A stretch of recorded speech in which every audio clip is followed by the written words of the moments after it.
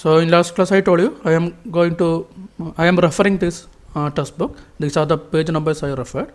Next type of pressure controller. So this is column pressure control with liquid distillate and negligible inert. Okay.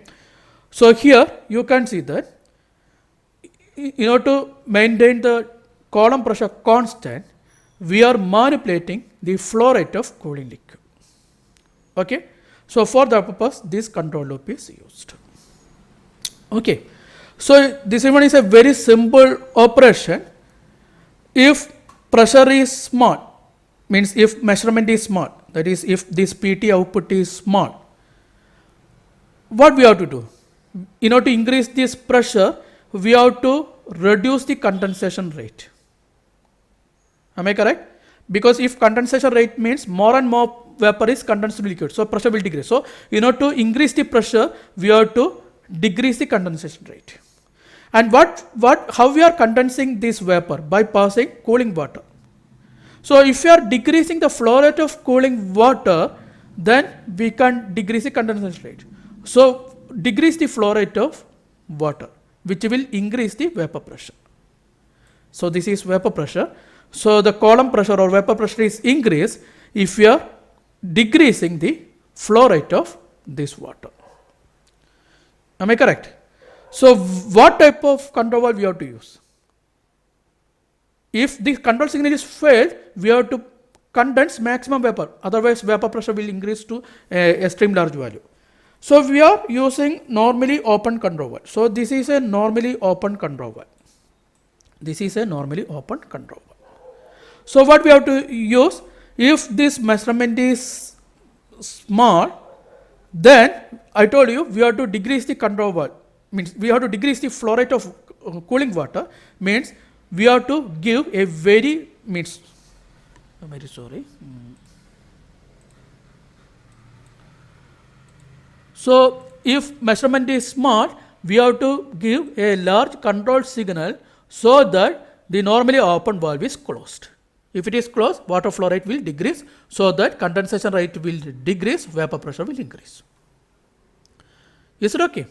So please note, if pressure is small, then PRC output is large, which will close the normally open valve, so that the cooling water flow rate is decreased, so the condensation rate is decreased, so the vapor pressure is increased.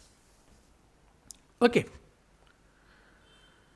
So now, what about if pressure is large? If pressure is large, means if measurement is large, then what we have to do? Then we have to decrease the control signal, means control signal is decreased, so that the normally open valve is open, because control signal is decreased, so normally open valve is open, so the water flow rate is increased, so the water flow rate is increased, so the condensation rate is increased, so more and more vapor is condensed, so vapor pressure will decrease. So this is the operation of this case where inert gas is negligible. Is it okay? So this one is the second type of controller. Okay. So we will discuss about this control of condenser or steam boiler, etc. in the instrumentation control of heat exchanger. Okay. Why we are controlling this cooling liquid flow rate, or why we are controlling this condensation rate line or discharge line, etc. We will discuss that in the heat exchanger. Actually, the reason is, if inert gas is present, a problem of blown up problem will occur. Blown up problem. That one is the topic of heat exchanger. A blown up problem will occur. So, actually, in order to avoid that problem, we are controlling this discharge line, in order to avoid that blown up problem if inert gas is present.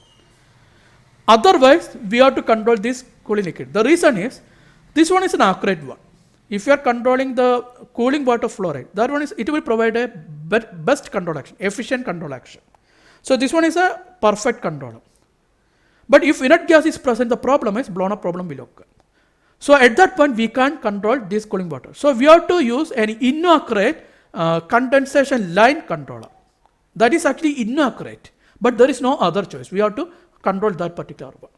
So that we can discuss in instrumentation control of heat exchanger. Is it okay? And second thing is here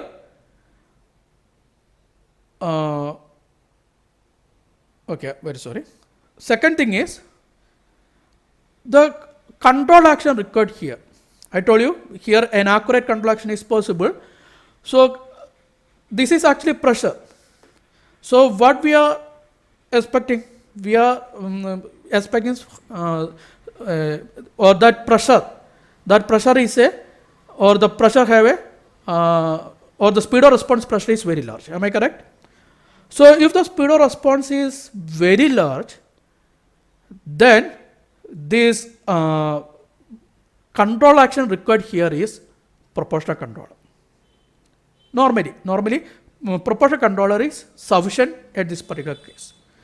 With what Kp value or what proportional band value? Because this one is a highly, the speed of response is very high, then we need a wide proportional band or small Kp. That is sufficient. Okay. And one more thing is that I told you the residence time required is 45 seconds. So we require a narrow throttling range. That is sufficient here. Throttling range. The opening of that valve or the changing opening of that valve is small. That is sufficient. I am not saying about 0 to 100%. The movement of that port, that required is small. So its minimum movement is taken as 0% and the maximum opening is taken as 100%. Okay, so it is known as rangeability. So it is requiring narrow throttling range. That is sufficient. But it is how I told you, normally proportional control is sufficient. But the problem is a number of offset or number of disturbances are possible. Maybe due to this level, maybe due to, I told you inert is negligible, but in actual case, normally it is negligible inert, but in some situation we can expect it. So another disturbance, even this feed characteristics will change this pressure because if feed temperature is changing, this vapor production will change. So definitely it will act as a disturbance. So a number of possibilities are there. So definitely the chance of offset is there. Okay. So we need integral action. Is it okay? So please note. So the important thing is we are using normally open valve. Okay. Then you can say what type of controller we are using, direct acting or reverse acting. I am not saying about that. Now we need a proportional plus integral action where the proportional band is small. Integral action I can't say, it is depending upon the process dynamics, the deadline, etc. Because the liquid is flowing through, a cooling water is liquid flowing through this one, and I told you the residence time is less than 45 seconds, but some time it will take. Okay, so the delay or time lag is depending upon the time residence time of this water. So some delay will be there. So we have to take the integral action with respect to the delay. If delay is small, we have to decrease the integral action. Otherwise, what will happen? In process control, you have studied about that. For large delay process, if you are using large integral action, then sustained oscillation will occur. Why? Because delay is introducing, in control engineering 1, you studied about the Bode plot of delay. What is the thing? Magnitude is constant, and what about frequency? Frequency is continuously decreasing with respect to frequency. Sorry, the phase angle is continuously decreasing with respect to frequency. Why? Because delay, the transfer function of delay is e raised to minus st. So if you are taking the frequency response, it is e raised to minus j omega t, whose magnitude is 1. And what about phase angle? E raised to minus j omega t, that is omega t. Phase angle is minus omega t. Means it is increasing, it is decreasing with respect to omega. Okay. So what is the problem? Without delay and with delay. Say without delay, the system have a particular gain crossover frequency, and at that gain crossover frequency, if the phase margin is something around 60 degree, what is happening if it have delay? Out of that 60 degree, delay will take some angle. So the remaining angle available for the system is something around 30 or 20 degree. Means the relative stability will decrease. Okay, that's the problem. So what is happening if you are adding an integral action also? Integral action. What is the transfer function of integral action? 1 by s. So it will add some more negative angle. So again the phase margin will decrease.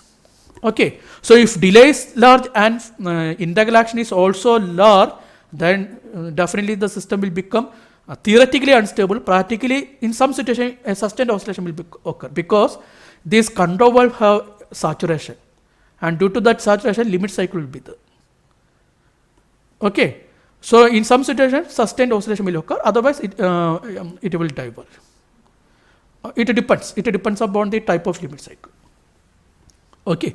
So better thing is, if you are implementing integral action, first we have to think about the delay. How much delay is that we have to analyze. Without that, we can't set the integral action. So that is very important. So that is written here.